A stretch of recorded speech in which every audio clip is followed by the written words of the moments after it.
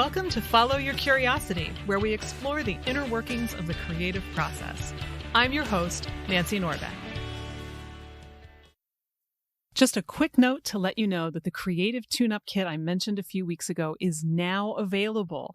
If you are stuck in your creative process in any way, whether you're lapsed or never got started in the first place, even if you don't know what you might want to do, I made the Creative Tune-Up for you. More details at the link in the show notes. Check it out and start getting unstuck today. Author Mark Ryall explores the exciting and ethically daunting world of genetic engineering in his novel, Age-Decoded. Focused on the current technology called CRISPR, he explores the wide variety of possibilities the technology opens up. It's a project that brings together his background in math and science as well as teaching. Our conversation digs into the technology, the unusual path to his first encounter with it, and how he used the novel format to delve into the opportunities and issues it presents. We also talk about how important it is to find what Mark calls your genuine self, especially if the path you're meant to be on isn't obvious to you. Here's Mark Ryall. Mark, welcome to the podcast. I'm so glad that you're here. I'm excited to hear your story. Well, thank you very much. I'm humbled and very pleased to be on Follow Your Curiosity, and thanks for hosting me, Nancy. You're welcome. So let's start at the beginning of your creative journey. Where were you? How old were you? What was going on when you figured out that you wanted to write a novel or any of the other creative things you do? I'm definitely a late bloomer in terms of trying anything artistic or creative. When I was younger, in high school, I was sort of touted to be a math and science guy. I was top of my class in those areas, very strong in those areas. English was my worst subject, although I wasn't bad. I got like 80 or 85%, but I struggled with those areas compared to math and science. And so I went off to university and I studied engineering. And I also did started a master's in science, but I withdrew from that program. And I think that was the start, right? Right at that point where I dropped out of master's of science. I was at Simon Fraser University in Western Canada, Vancouver. That was a tough decision, but something inside of me just told me that I wasn't going to be a pure scientist. I wanted to work with maybe more with people, or wanted to do something different. And it was a tough decision. I did it all on my own. It was before smartphones. I didn't even contact my parents. I was out there on my own, and I did not want to come back to Toronto either because I was so embarrassed about dropping out. I was supposed to be a really good student, right? So I just stayed out in Vancouver for a whole year thinking about what happened to me. But in retrospect, it was a good decision. It actually turned me towards teaching. While I was out there, I know this is a long answer to your first question, but while I was out there, I started doing a bit of teaching in some of the labs to just sort of make ends meet. And I got a really nice compliment from one young man. I can't remember his name, but I was teaching him physiology, and he said, "Sir, you're pretty good at explaining things. You're really helping me with this course." And that stuck with me, that one compliment. And I thought, maybe I should look into dealing with people and do some teaching and whatnot. And that's really, that was a turning point for me. Now, that's still not being really creative, but that was a move towards that creativity. Yeah.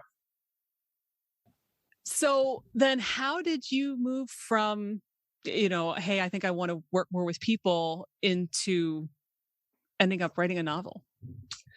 Well, when I went into teaching, I did start in reading more. I just reading a variety of works, some of the classics and some science fiction, but not a lot.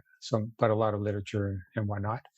And but no, I was teaching. I did some teaching in college and also, but mainly in high school, grade 12 and grade 13. And I was teaching math and economics. And what happened is I was getting into a state where I felt like I was more my genuine self. I started feeling really relaxed. This was me. I was really starting to enjoy it. And doing a lot of coaching too. I really, really, really got engaged with the coaching, cross-country running and track and field. So once I started feeling comfortable with myself, and that wasn't until I was probably 35 to 40 years old, did I start doing some creative things. And it began with acrylic art. So I have done, I've done probably about 100 paintings in the last, since I was about 45 years old, as a hobby. And then I started writing this novel about 10 years ago while I was teaching. Is there a link between the painting and the writing? Yeah, I think so. That's where I'm sort of, okay, I'm feeling relaxed, I'm feeling comfortable. And I guess for a lot of your listeners and for a lot of creative people, you're probably going to feel like you want to express yourself once you're in a position to do so. And for me, that meant I had to feel comfortable. I had to feel confident. And that took a while. But yeah, so it started with art. And then I went into this novel. I had done a few short stories and things like that on the side, but I had never tried publishing anything. It's interesting because I, you never know what other kinds of pursuits somebody may have attempted, whether before or while they were getting to the one that they're here to talk about. So that's really interesting. 100 paintings is pretty impressive. Thank you. So when it came to writing, because I know that this novel is about a particular technology, and I want to give you a chance to tell us about that. But I also am curious to know how you got from that technology into this book. Yeah, so I'm also a very serious athlete. I compete in the triathlon. So I represented our country, Canada, in the World Championships about 7 or 8 years ago, I guess. Wow. Sorry, I started triathloning 7 or 8 years ago, but I represented them 3 years ago in Switzerland and 4 years ago in Rotterdam. So to get to that point, I was training with a buddy who's a teaching friend of mine. He got me into this whole triathloning thing. I was always a runner, so it's sort of just I had to learn how to swim and bike. I'm still learning how to swim. That's very tough. But anyway, so I got into that. And when I started doing it, I was competing. We don't compete with the young, 25-year-olds. We compete. It's all age groups. Mm-hmm. So I was when I hit the World Championships, I was in the 60 to 65-year-old age group. I was actually 60. So I was a younger person in that group, but I was still not young, right? And I noticed in some of the conversations, the people in that group who were like 64 or 65 would often say to the younger ones who were 60 like me that you have a big advantage. You're like 4 years younger. And I'm thinking, how do you know? Like, can you actually tell the difference between a 60 and 64-year-old? Like when I was 15, they're just both old, right? But yeah, they can act. They're so fine tuned. They can tell. And as you do get older, the 62, 63, 64, you can feel yourself slowing down slowly. It's about a 1% decline in your aerobic capacity per year at that point. It's actually starts dropping off. And it's just part of growing old. And so I started reading about this, and just for the athletics part. And I discovered that in the world right now, there's a lot of research going on about aging and stopping aging, trying to reverse aging. And a lot of that is linked to genetic engineering. So that's where this interest started. And I thought, wow, that's incredible. Think how that would affect sports. And then I thought, whoa, sports is only the tip of the iceberg. How would it affect the world if we stopped aging, reversed aging, and what else can this genetic engineering stuff do, right? So that's where my curiosity, I guess your show is following your curiosity. That I started following that right away. And that was several years ago. And then I wrote a draft of the novel, which I really could not get published. It's very difficult to get anybody to read it. It's a tough industry, especially science fiction and stuff like that, to crack into. I'm a first-time author. So I couldn't even get a New York publisher to even read a chapter. I don't think anybody offered. So I just put it on the side. And then when COVID hit about 2 years ago, I just retired from teaching, and I had some time, and I cracked open the novel again and updated all the science and improved some of it. I got a lot of feedback from editors and friends, and I think I improved it, and I definitely modernized it. But the same idea, like what would happen in the world where aging is suddenly stopped or even reversed, and so that's how I got to this point. So I know that you focused on the CRISPR technology, and I'm wondering if you can tell us a little bit about what that is and how it works or might work. CRISPR is the current very hot technology in genetic engineering. Actually, two female scientists, Emmanuelle Charpentier and Jennifer Doudna, teamed up and sort of perfected this. Not perfected, but they've really improved it a lot. So they won the Nobel Prize in 2020, just recently, for their work on the CRISPR technology. Now, there are other technologies, and CRISPR is just a hot one right now. But what it does is it's probably the best right now. What it can do is it can be used to edit, change, delete, add things to the DNA, literally to the genetic structure of humans and also other living species. That sounds like what a lot of people think that COVID vaccines are going to do right now. Yeah, it's got some similarities to that in that there's some, messenger nanobodies involved, and it's like it's inside the body and you're directing things to certain places.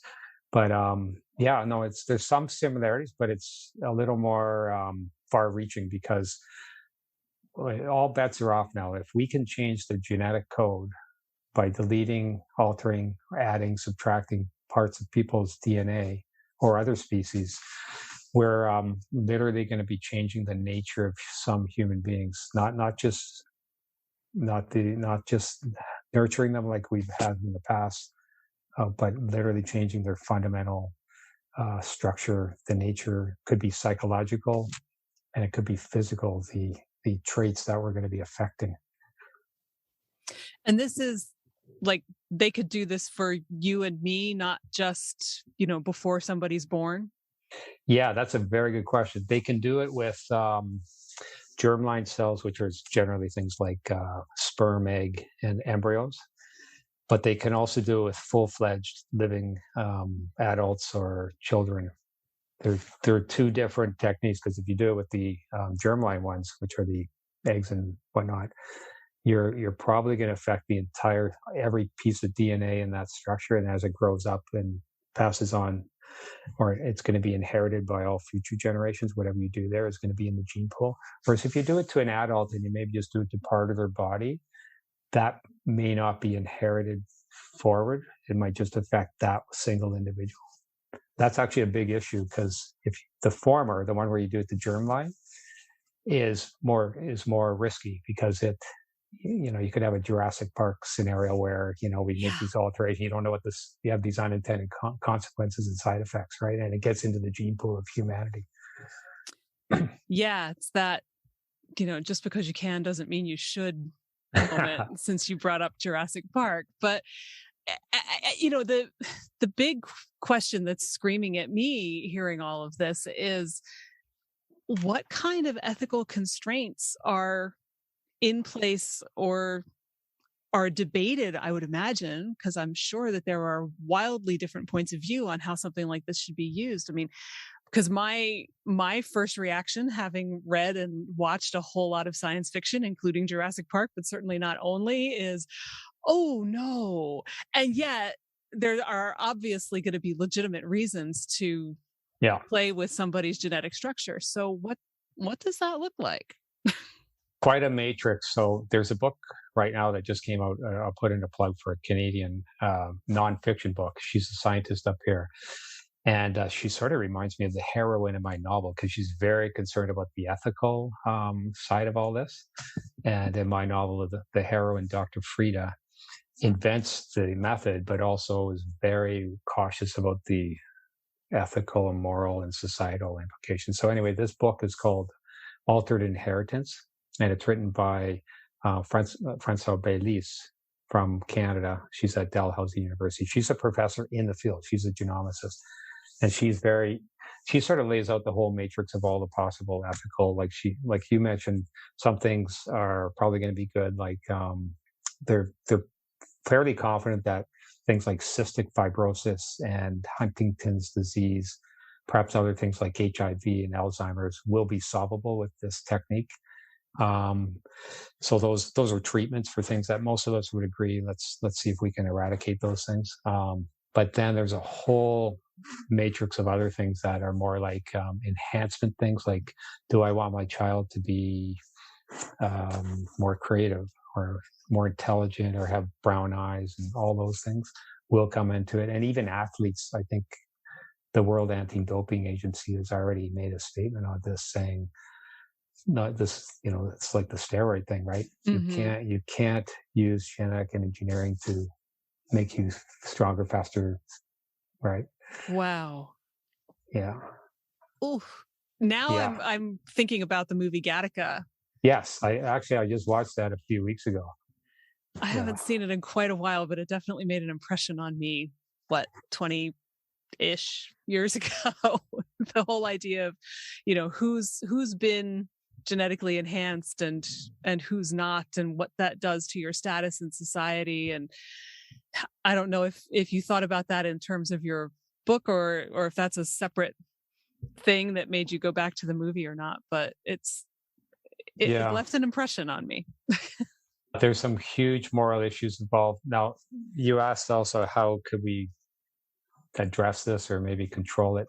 It's very difficult. It's a little like with nuclear technology. How does the world try to control that? We've done not a bad job, actually. We have these non-proliferation treaties. There was even a treaty this year that was signed for the prohibition of nuclear weapons, and 51 countries signed that, although all the countries that have nuclear, the 9 countries, did not sign it. But of course. The ones who didn't have signed it. But anyway, we have actually, like, the Nuclear Suppliers Group and the Atomic Energy Committee, I think it's called, the World Atomic Energy Group, has done a pretty good job, actually, of controlling it. And we have spent a lot of money on nuclear weapons, but we've sort of kept it under control. And that's probably what's going to happen and have to happen here. So there's a lot of committees and commissions that have already been set up. Françoise Baylis, that professor from Canada I mentioned, has been on a couple of them, and she mentions them in her book. But it's not going to be easy, and we're going to need buy-in from everybody, awareness, buy-in. And part of my mission in writing this book is just to educate the public about the different things that could happen. It is a double-edged sword, but I'm pretty optimistic. I think it'll generally be pretty positive for humanity. How did you approach writing the novel, knowing that you wanted to educate people about it, but you also wanted to write a good book? And I don't know to what degree this might have fit into that process from the beginning, or if it may have been more, in process or toward the end. But I'm curious to know if you had a particular point of view going in, and if writing the book changed that or not. Yeah, it was all pretty malleable. Like, it started with this 17-year-old character sort of waking up 200 years in the future. He had been cryopreserved using another technology. And when he woke up, he discovered that people who he knew were still the same age. He was trying to figure out how could that be? First of all, how could they even be alive? And why didn't they age any? And stuff like that was going on. So, but then as I said, I first wrote that part probably 8 years ago. And I brought in then another character, Dr. Frida, because all the science was exploding, especially the last few years. It's just with the Nobel Prize and all that. And some of the nonfiction books out, like The Codebreaker by Walter Isaacson, which is a bestseller. So I wanted more science in there. So I brought in what turned out to be the main character, which is Dr. Frida. And she's the one who invents age decoding, which stops aging. But she's very nervous about it, actually. And the government tries to muzzle her and try to push her aside, because if they could bring this in, they'd be so popular, everybody would go for it, and it would be free of charge, and most people do go for it. And it sort of entrenches their popularity, and it's offered free to everyone, so most people opt for it. And so Dr. Frida, they take her and they have to muzzle her, sort of thing. So what they do is I'm not giving away too much because this happens early in the book. They fake her suicide. They make it look like she's killed herself, which devastates her daughter, and also her husband. But they don't kill her. They just actually take her away, and they lock her away underground and force her to work on reverse aging. and so that sort of muzzles her, but keeps her strong mind working for the government. And everybody else thinks she's perished, self-inflicted suicide, and so that's the sort of the premise for the novel. It's interesting because you have that whole government angle in there, which is also, in its way, a statement about, it's not just what do ordinary people do with this technology, it's what do governments decide to do with it. Do they decide to, I don't know, hoard it for themselves or do horrible things with it? How many science fiction movies have we seen the government never does good things in the science fiction movie ever? So that's definitely an interesting angle and potentially a statement, depending on how much of that was just organic story and how much was intentional on your part. So yeah, I'm wondering how all that comes together. And again, I don't want you to give away everything, but what can you tell us about that? Yeah, there are corporations involved too, so I just got to say that anything big, we've got to watch carefully, right? So yeah. But the in the current situation, it's corporations, the government. So you have and scientists like university think tanks. For example, the Broad Institute at MIT, the Whitehead Institute, which is near MIT. Various people associated with Harvard University, Kyoto University, Tokyo. So you have a whole hodgepodge of players here who are intrinsically involved, and some of them are in more than one camp. So, for example, even Jennifer Doudna won the Nobel Prize. She's a scientist, but she's also involved with Intellia Corporation, which is involved with the CRISPR technology, and so it's a pretty complicated set of players. And I think that comes through in the novel. And what that means, though, there's no easy solution. And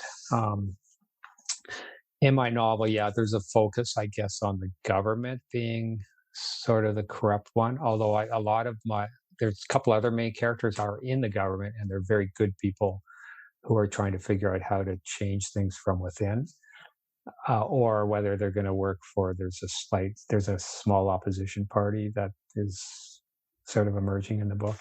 How to collaborate with them and maybe work against their own government. So there are some good people in every camp in this book struggling, including Frida's the one that is the best, but she's also completely contained for 200 years. Can you imagine being locked away for 200 years? Ooh. Your family thinks your family is still alive, and they think you're dead, and you can't reach out to them. And they even play mind games with her. Like they have this one scenario where they have her actually communicating with her husband.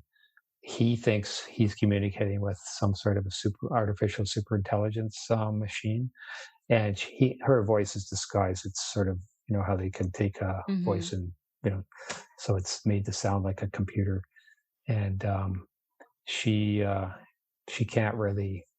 She can talk to him, but she can't really even touch him or reach out to him or tell him the truth. Or she does try to relay a couple little hints in the conversation, but she has to be very careful about what she says. There's a bit of a delay in what she says, so it'll be filtered out anyway, or she'll be killed if she tries to reveal her identity. So it's very, very frustrating for a lot of people in the book, but such is the nature of dystopia, right? Well, and such is the nature of writing. If your characters have it too easy, something's probably not right. Exactly, yeah. And it's your job to make their lives difficult.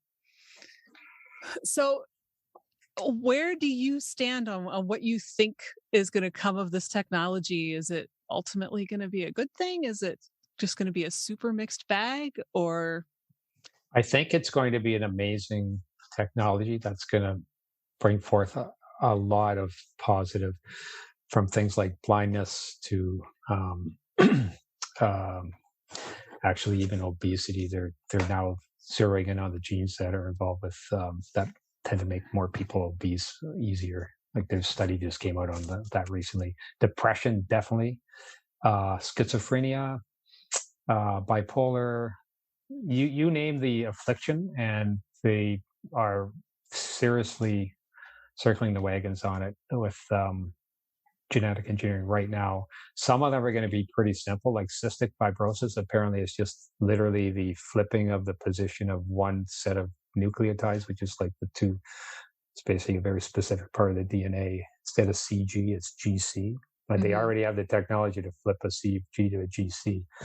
So and Huntington's apparently is just one gene, whereas a lot of these other things are not going to be so easy, like depression and creativity and intelligence and chronic pain.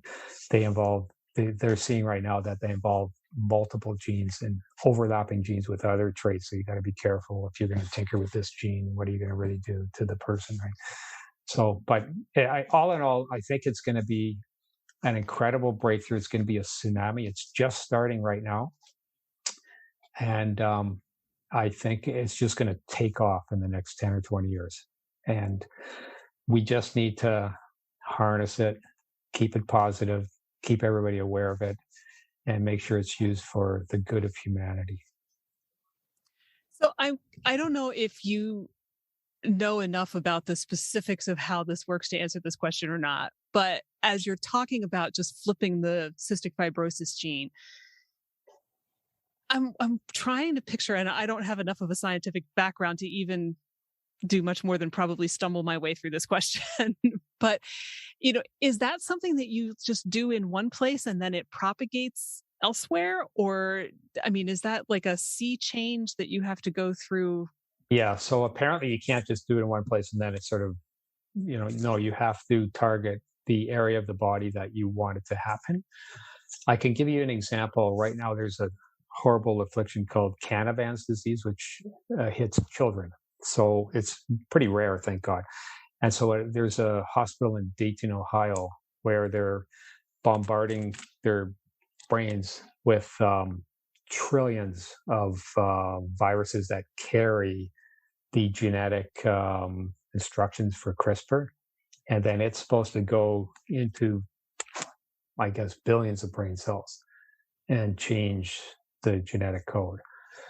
They're also in a similar method for a very rare type of blindness. They're going right into people's eyes and injecting a similar thing. They're bombarding the eye tissue. So it's fairly specific, but it's not going to just be one cell, right? It'll be millions of cells or billions of cells in those areas. A more recent, very exciting finding was there's a liver disease, I think it's called amyloidosis. And just a few weeks ago, they published this. And this company I mentioned that Jennifer Doudna owns, it went up 50% when they published this study in one day. And what they found is they could inject into the blood, so sort of generally into the blood system, particles which would be targeted themselves to the liver area and then do the genetic editing in the liver. So that's pretty cool. That's a general application, not going through the eyeball or anything, but just blood. But then it finds its way very specifically, targets the tissue that's required. And apparently it was successful. It reduced the nefarious proteins, and there were 4 patients, and so far, very good results. Wow. I have this whole fleet of various science fiction movies rattling around in my head right now, because I am thinking back to Gattaca and how, you essentially have the haves and the have-nots, and you're limited in your career options. And, I don't remember what else, but I know that was a big one. If you haven't been genetically engineered, and I can see where, there are plenty of people, deaf people who are perfectly happy to be deaf and don't want implants and resent the implication that they should have implants and things like that. And I'm obviously literally just thinking out loud here, but I can see such a potential for division and conflict between the people who say, yeah, sure, give me my hearing back, and the people who say, hey, no, leave me alone. Actually, that's a really good example, because a lot of people who aren't deaf, like me, think, oh, deafness must be terrible. But a lot of people who are deaf, or people who are closely aligned with that community or associate with them or family members, they don't think of deafness as a bad thing, right? They Right. just think of it as a natural thing, and these people have learned to live with that, through it, within it, and they don't want to. They don't want to not be deaf, actually, and so we have to be careful how we project our standards on other groups. And yeah, so and actually, Françoise Baylis brings up that deafness example, like the one you just cited in her book, as how careful we must be with all these ethical decisions and things. So yeah, I don't know. I mean, some things are going to be pretty obvious. Other things are going to be, whoa, should we be paying for that with public funding? And other things will not be paid for publicly. It'll be the wealthier who will get access to that. No doubt in my mind. Of course. They always do. But yeah, and I'm also wondering about, the crazed mad scientist type who decides, I don't care what your ethical standards are. I want to, turn one person into somebody else. Because I'm thinking back to, I can't remember which James Bond movie it was, where there's a villain from North Korea who undergoes a treatment and comes out as Toby Stevens. And so, because theoretically, it might be possible to do something like that, whether you should, whether that, obviously has huge ethical implications. So yeah, I'm thinking the ethical framework for this kind of thing must have to be enormous and deeply intricate. Completely. Very well said. I have no solution, though. I'm just writing the book. So. Right. No, I'm kind of overwhelmed just trying to imagine what that would even look like, just vaguely. So, well, in my book, Age-Decoded, what I did is I focused on two changes. One is fairly physical, just aging, which is seen as a lot of scientists see it as a disease that must be eradicated, aging. For example, George Church at Harvard University, David Sinclair at Harvard University, and a big name in Kyoto University is Shinya Yamanaka. There are various others who are just say, we're going to get rid of aging. That's it. And they're bound and determined to do it. Like George Church is predicting 10 years from now, he's going to get rid of aging and maybe be able to reverse it. In my book, it doesn't happen in 10 years. It's 2053. So I can't remember where I started this answer, but it's okay. Somehow I got sidetracked. But it's incredible science. We have to be open-minded.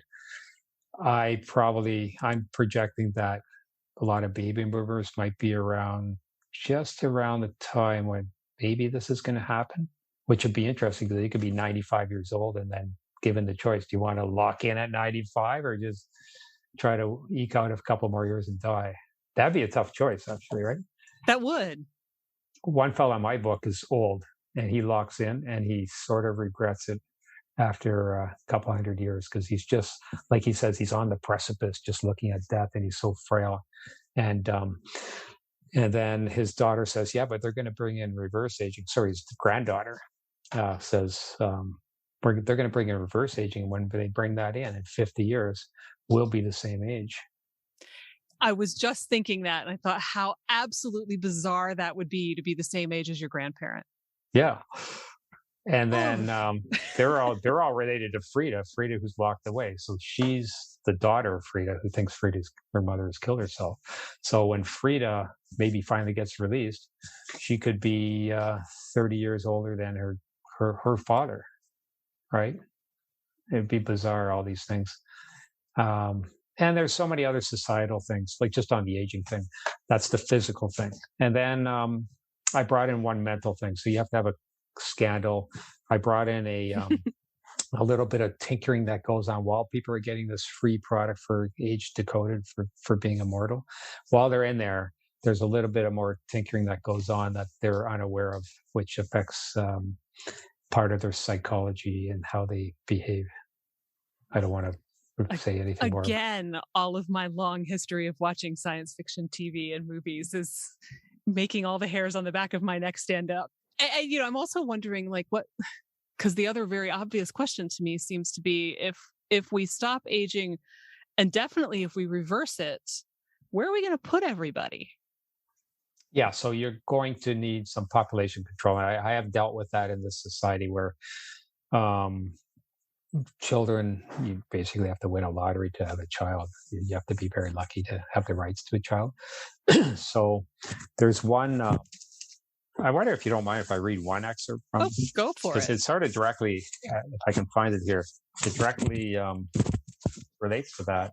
Because what would it be like if now most people are 25 years old because they've reversed age by this point, and you won't have a lot of young people because you're not allowed to bring too many more humans into the society, right? Mm-hmm.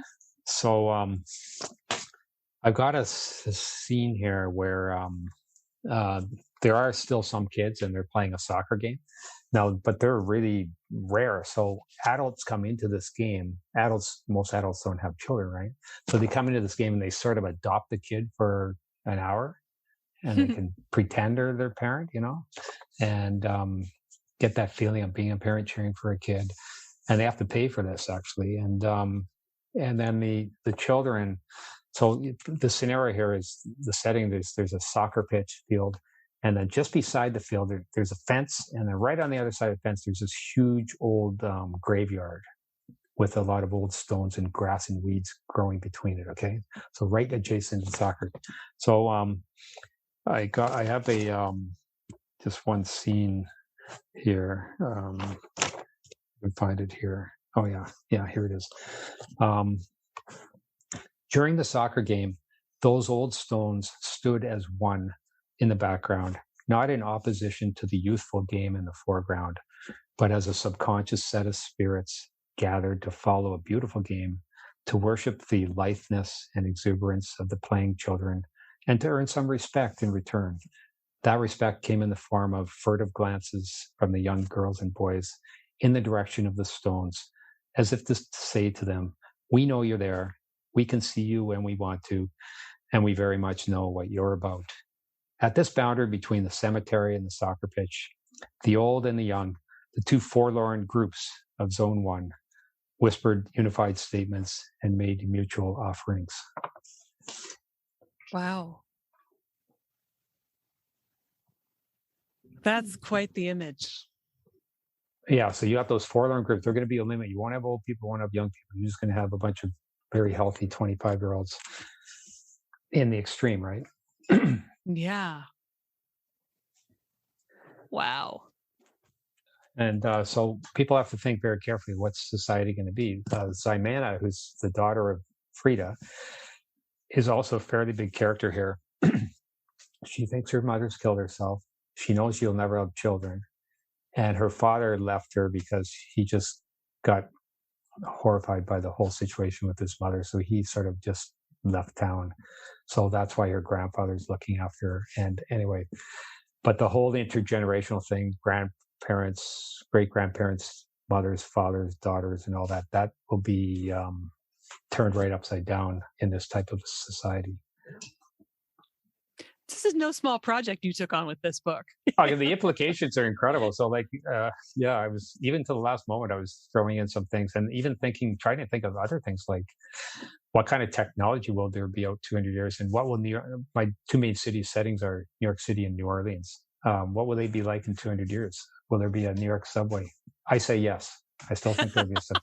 So I left it in there. I couldn't think of anything else better than, but a lot of projecting the future. Yeah, it's so much fun writing science fiction. I never thought I'd write a novel, and I never thought write fiction at all. I've written a lot of nonfiction reports and things like that, but it's been a really fun creative process.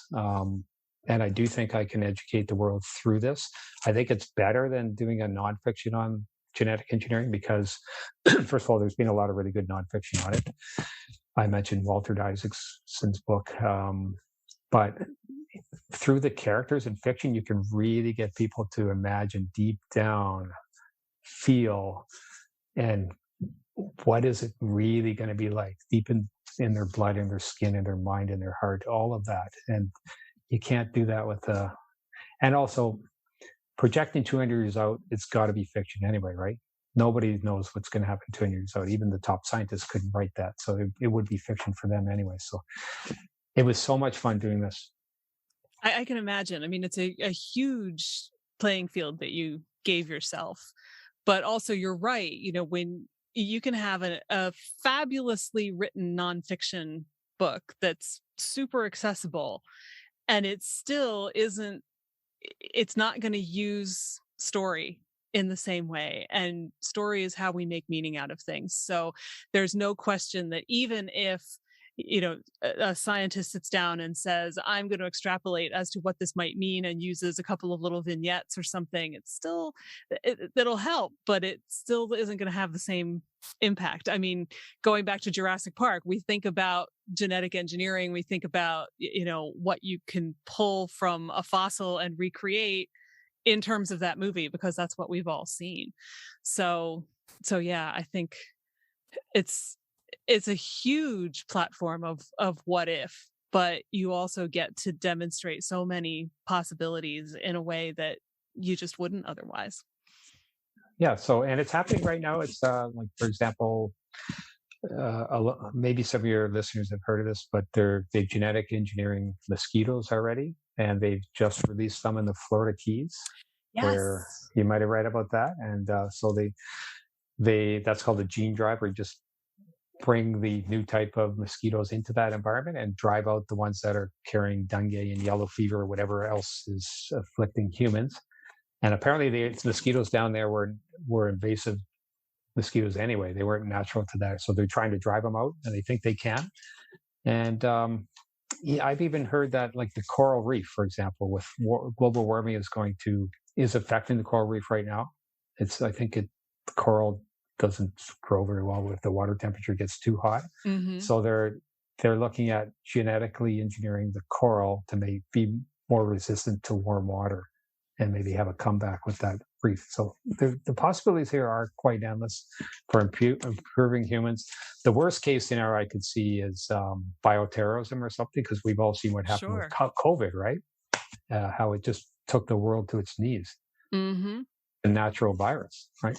So that would be the word. That would be the one that's the one that Bill Gates has spoken out against, saying that's something we got to watch very carefully. But I was also reading that the Broad Institute I mentioned earlier from MIT has come up with a Anti-Crispr technique. So Anti-Crispr. So it will fight it could serve as an antidote to some sort of thing like that, because it protects the body from any genetic editing.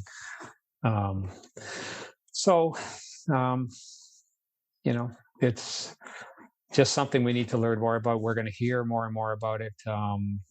It's great that people like Françoise Baylis are writing the nonfiction on it, and about the ethics and the society. And there's lots of commissions and committees, but we don't want just the politicians and corporate business people doing this. We need more. We need everybody getting involved and knowing about this.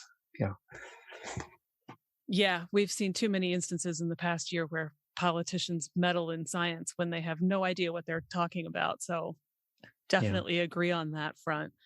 So I want to go back to something that you said way, way, way back at the beginning about feeling more comfortable in, like, your genuine self. Right. Tell us what that means and what that led to for you.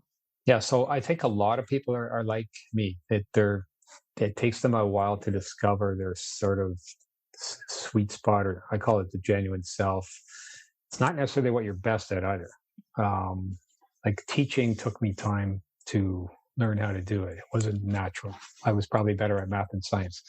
And it took me a while. Like, I was 35 years old before I started hitting my stride. And there's a lot of people like that. You have to be really patient. There's a saying I have put out there in a couple other podcasts, and it's a wonderful phrase by Kurt Vonnegut Jr. And he said, and I didn't know what he meant by this for the longest time, but now I know. I think I know. He said, "We are what we pretend to be, so we must be careful about what we pretend to be." Ooh. And That's pretty profound. At first, I thought, is he just saying that life is some sort of stage drama and we're just acting all the time? We're not our genuine selves. No, actually, I don't think so. He's saying we have choices. We can pretend to adopt any role we want. We are that, but we're going to be that, right? You have to pretend to be something, and so be careful about what you pretend to be, right? So, and I think for me, that was a very tough.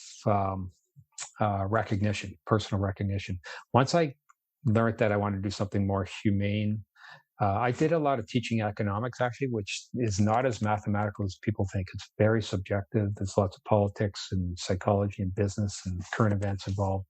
That was actually really good for me, teaching economics, and showing all the trade-offs and all the messy stuff there and all the human aspects. And teaching itself and coaching, dealing with humans, that was the best thing for me. It got me off of my pure math science track and into really, really, think more things that really turned me on more and made me more comfortable, more genuine, more energized. And so if there's listeners out there who are struggling with their career or wondering, is this right for me and all that, I say just be patient.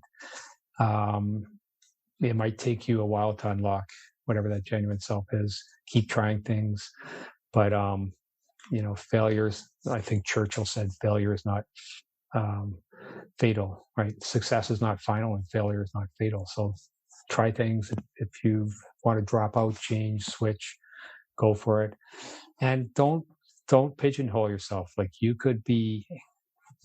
I never thought I'd ever write a book. I thought, here I am on a podcast talking about some book I wrote. Never thought I'd ever be in that position. So you just never know. And it was a long struggle for me, but it was worth it. There was some serendipity in there too, because it took so long. And even for trying to publish this novel and having problems publishing it, that was serendipity too, because now it's a very hot topic. And I just self-published it. I didn't even look out to any publishers a few months ago when I self-published it. Now, there may be a publisher interested now. We'll see how that works out. But I'm happy to self-publish. And, it's just an ebook, but I'm looking into a print book right now too, so that'd be cool. Try that. Maybe even an audiobook. It's fun. It's fun trying all these things. It's it's an adventure. That's for sure. Yeah. So was there a particular moment when you realized you'd landed in that genuine spot, or did it just kind of happen gradually for you? I think it was gradual, and even teaching, it took me. I was good at explaining things, like that young man when he complimented me years ago. But it took me a while to figure out how to deal with adolescents, keep them interested, organize things well. That's not easy, right? So I'd say it even took me 3 to 5 years of teaching to feel like I really hit my stride. And then when I started coaching, that was the best thing. Coaching cross country running was a wonderful thing. And I was running at that point too, and my daughter sort of got me into running, believe it or not. She was running. So it was good because it's synchronized with my family life, with my daughter, with my own goals, and then also with the school's goals, trying to build up a cross-country team. So it was a great experience outside the teaching. So I really hit my stride the last 10 or 15 years of teaching and coaching. That's fantastic. And I like the way that, you mentioned if you had published this book when you first wrote it, it wouldn't have been as hot a topic as it is now. So it might not have worked as well. So it seems like things just kind of fall into place the way they're supposed to. And also self-publishing is much more viable now than it was 10 years ago. Much more. Yeah. Yeah. Do you see finding your genuine self as the same thing as finding your purpose, or are they different things? I think they're fairly similar. And my genuine self is I love educating others. Well, myself as I do it. Like even when I was teaching economics, I was always learning and reading about it. I found it fascinating. I even thought of going back and doing a PhD in economics, because my PhD is not in economics; it's in education. So, just learning, moving forward. I don't know how else to answer that question. But it's the listeners out there. There is a genuine self. Some people just hit their stride, no problem. They graduate from university, or then maybe not even the university, and they just go right onto the workforce and never look back. And that's fine. But there's a lot of people like me who, whether they're artists or not, whatever they choose to do, will require some time and some experimentation and some failure. And there's another quote I love by Helen Keller, and she said that security is primarily a superstition. And obviously, Helen Keller went through a lot, right?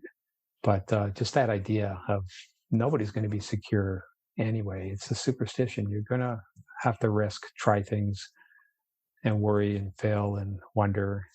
But at some point, you will probably find something. So is it? I know you asked about, is it? I don't know the term you used. Was it helping others, or a mission to help others, or a mission? Purpose. Yeah. A purpose. Yeah. So I think once you hit that side and you're comfortable within your own skin, then you will find a purpose and be much more confident in expressing yourself with others. I do believe the ultimate purpose of life is to, obviously not how much money you make or anything, but to impact others. And one great way is art or writing, because when I die, my art will still live on and my novel will still live on. And it's sort of cool to think of that impacting others beyond your own life, right? Yeah. And I get this image of everything just kind of lining up the way that it's supposed to line up between your genuine self and the purpose or your mission, or however you choose to think about that, and then being able to put that out into the world. It feels like that's something that sort of creates its own momentum once it gets rolling. Yeah, but it really takes a while for some people. Like the novel Angela's Ashes by Frank McCourt, which is really a popular bestseller. I think he wrote it when he was 67, if I'm not mistaken, after retiring from teaching. So, and many other artists have done things later. So there's no point in your life where you have to say, I can't do this, or, oh, I've never done this, so I should never consider it. You should never pigeonhole yourself. You just never know. I'm thinking of the term late bloomer, and what's coming to mind for me is actually something I saw in a TikTok video a couple weeks ago, where a guy was sort of, if he were a minister and his sermon was, there's no such thing as a late bloomer. Everything happens when it's supposed to happen. You're right on time, even if you don't think you are. And I think that is a powerful idea too, because late bloomer is an idea I've always liked, but it can have this connotation of what's taking you so long. And that may not really be accurate. Yeah, exactly. Plus, we're all going to live forever in a couple more decades. So that's going to make no sense at all. Right? Here's a bloomer. Doesn't matter. He's 300 years old chronologically, but only 25 biologically. That's what it's going to be. So it's amazing. Well, we'll see. We'll see about all that. But there are some skeptics and whatnot. I'm pretty optimistic. I really think it's going to happen, and there's going to be a huge positive impact for our world. But there are people with moral issues and skeptics, and people think we're going to be playing God, and in a sense, this is definitely crossing into a new territory, though, because we are changing human nature, or the nature of species. We're not just nurturing anymore. We're literally changing the hardwiring, the God, like some would say, God-given hardwiring of the DNA, which is an immense mechanism. Somebody asked a question on Quora: why aren't there two human beings, with all the human beings being born? Why aren't there two people who are identical, like not identical twins, but just the same?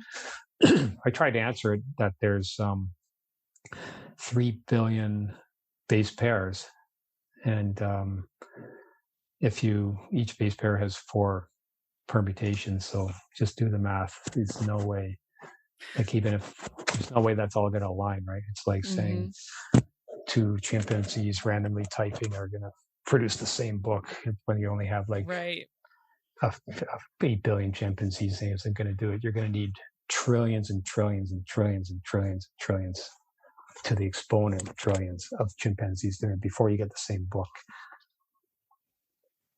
All these big numbers, mind-boggling. Yeah, it's fun. Yeah, there is some math in there too. I had fun with it, and there's some. I've enjoyed the technology too. So I put in a thing about you know how we always use smartphones right now, right? Like I'm addicted to mine. I didn't use one about 6 years ago. Now I'm of course addicted. I don't know about you. How are you? Oh yeah. Okay, it's scary. Yeah, and probably most of your listeners too. So, but I do think these will be eliminated fairly soon. I don't know about the same time frame. So I have in my book, there's neuro-integrated transmitters. And actually, I was just reading about the Neuralink by Elon Musk's technology company. I think it's called Neuralink, where they've already started doing that. So they have a neural mechanism that links with about 50 neurons in the pig brains. They're already trying with pigs. So it embellishes itself, integrates with, dozens of neurons already. And in my book, it's like you won't need smartphones. You'll just be directing the instructions and messages or whatever and searching the web or whatever through your mind, through commands coming from your mind. But then there's a few people in my book who are quite worried about that because you can communicate using this neuro-integrated transmitter. I call them NITs. But if you can communicate through it, who can listen to that? And also, let's see, it must start with a self-thought, right? Before it transmits to someone else. So does that mean they can also read your mind? Ooh. Yeah. That's my next book, maybe. I don't know. It's reminding me of a book that I read about 10 years ago called Feed. And I think, if I'm remembering right, the author's name was M.T. Anderson. And I'll have to check that. And what I really remember from that was a good look at, how this could all go wrong and mess with your wiring and whatever. But also, you went to the mall, you walked into the store, and all of the sales and everything would just pop right into your head because, sort of like what Facebook does with ads, only right there in your brain. And I remember thinking, I don't think I like that idea. I don't think I want them selling right into my brain. I'm not sure that sounds good to me, though. Sacred, eh? Yeah, the mind, your own thoughts. Like, I don't.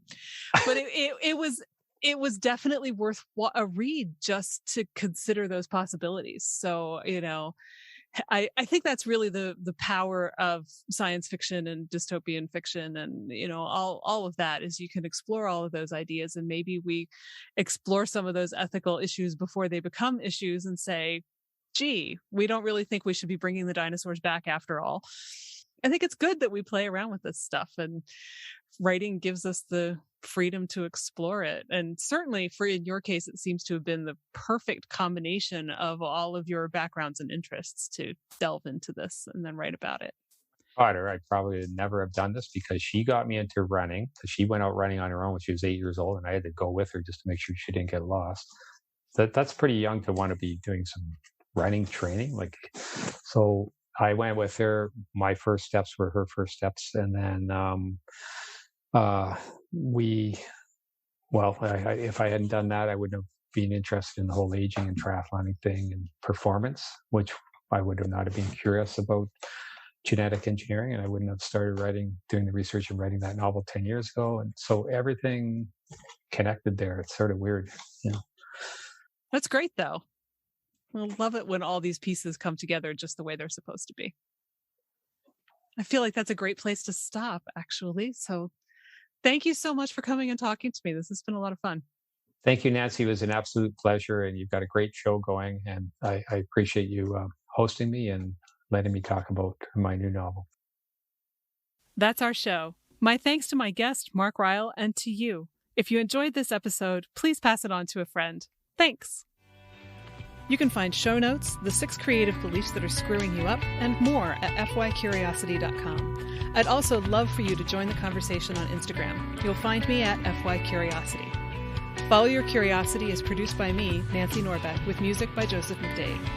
If you like Follow Your Curiosity, please subscribe, rate, and review on Apple Podcasts or wherever you get your podcasts. And don't forget to tell your friends. It really helps me reach new listeners. See you next time.